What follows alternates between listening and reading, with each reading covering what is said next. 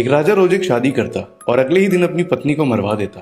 फिर एक दिन दो बहनें उसकी महल आई और फिर उन्होंने एक कहानी सुनानी शुरू की। एक शहरयार नाम का राजा अपने भाई को अपने राज्य मिलने बुलाया। उसका छोटा भाई शाहजमान अपनी सेना के साथ रवाना होने ही वाला था कि उसे याद आया कि अपने भाई के लिए जो उसने तोहफा खरीदा था वो तो महल में ही रह गया।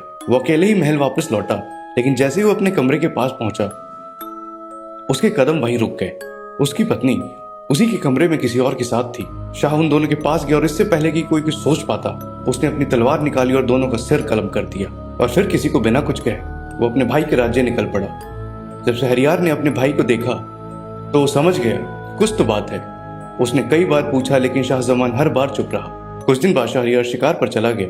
उसके जाते ही शाहजमान महल के बाग में घूमने जा रहा था, तभी उसने देखा शहरयार की रानी भी वही कर रही थी जो उसकी पत्नी ने किया था।